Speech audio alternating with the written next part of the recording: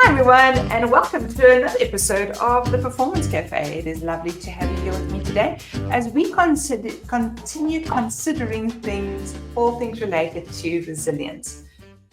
So, at some point, I suppose it had to happen that I realized that a lot of times we describe resilience as something that we have and that we own for ourselves.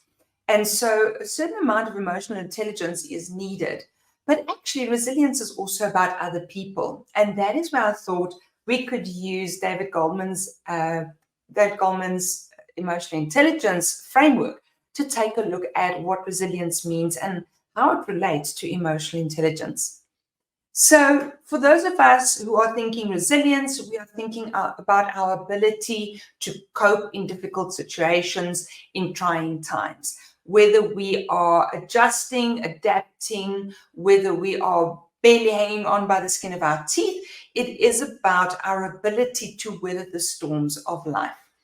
And so I suppose that's where this inward focus on resilience comes from, right? Where we think about how am I resilient? And when we take a look at how I am resilient, it calls upon the first aspect of Goleman's model of self-awareness. Now, self-awareness is about who and what am I? What are my emotions? What are my strengths, my weaknesses? What are my values and my goals? That makes me self-aware, is that I can have thoughts about these things, understand them, and then also understand my reactions to different situations and things and events, what we would call triggers, right? And so understanding the things that are going to trigger me is part of personal resilience. Why is it that someone can absolutely ignore me in one situation and I'm fine with it, and they ignore me in a different situation and I'm not fine with it? Why is it that I'm particularly prone to noticing things like a bias towards, let's say, women? Why am I very aware of someone who is not a dog person? All these kinds of things. It makes me who I am, but I have to be aware of who I am. And so, by being aware of emotional responses in stressful times, it makes you even more self aware. And this way, individuals can then develop effective coping strategies and resilience building techniques so that those emotions can be managed and we can bounce back from setbacks. Now, how do we do that? The first part is I am self aware, I understand my triggers, and then I have become self-regulating. And this is what Goleman describes as being able to manage our own emotions, right? So I'm able to control my emotions, my impulses, my reactions in a variety of situations because I can see when trouble is on its way. Now, if we've got high levels of emotional intelligence, we can regulate. When we don't, self-regulation just falls apart at the seams. We aren't able to help ourselves. We aren't able to comfort ourselves. We aren't able to fix things for ourselves. So what we learn is that self-regulation helps individuals to remain calm and composed when they're under pressure, to make rational decisions, and to adapt to changing situations, all of which are important aspects of personal resilience.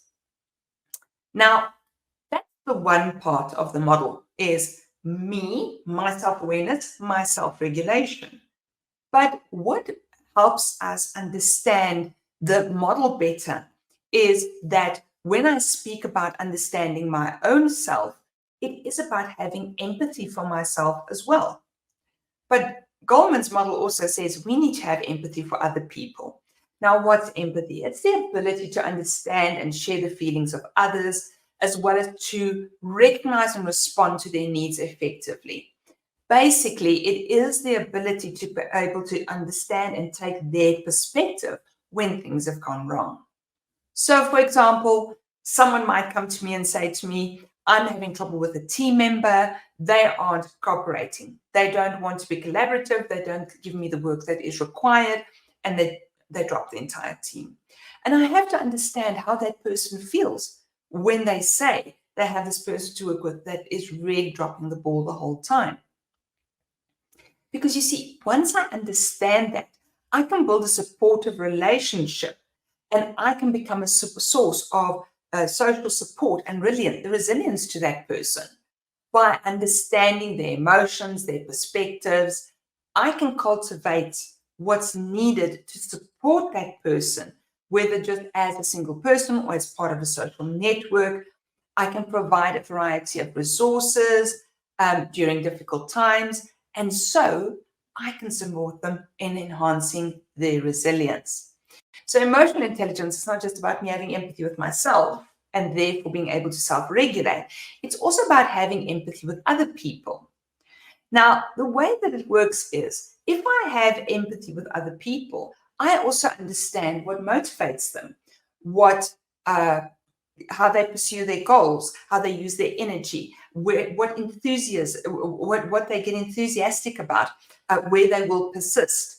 You see, when people have high emotional intelligence, they're able to harness their emotions and use them as fuel to drive their determination, their motivation.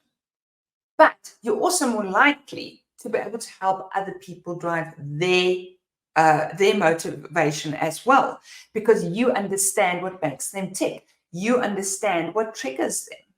And so therefore, when everyone is well motivated, immediately it pushes to the top, to the surface, this ability to persevere through obstacles and setbacks, and of course, then be resilient. So emotional intelligence helps individuals to maintain that positive outlook and focus on long-term goals, even when they're faced with adversity. But you see, not only is empathy about understanding that person and their motivations, it is also about being able to step in and apply social skills when necessary. So what's a social skill?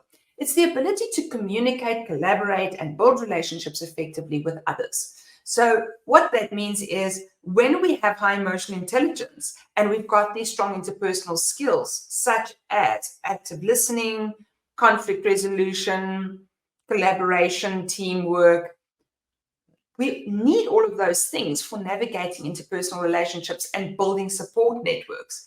But we also can use those in supporting people when they get triggered. And so we can help them self-regulate as well. So when we have these social and interpersonal skills, we're better equipped to seek help and provide support and connect with others when times are tough. And this enhances their resilience through the social microcosm as well. So in short, understanding ourselves and our emotions helps us self-regulate. Understanding other people's emotions and their triggers helps us help them to self-regulate. And therefore, not only can we get the best from everyone because of motivation, but we are then also able to support each other in a way that helps us all get to the point that we are motivated to get to. That's all for today on emotional intelligence and resilience. I hope you found that useful. As always, if you've enjoyed this episode, please do head over to all of our social media channels and leave us comments and likes there. Tell us know what else you'd like to hear about. And then also you can find this entire series of videos written up as blogs on the performforward.com website. And until then, I look forward to seeing you at the next Performance Cafe.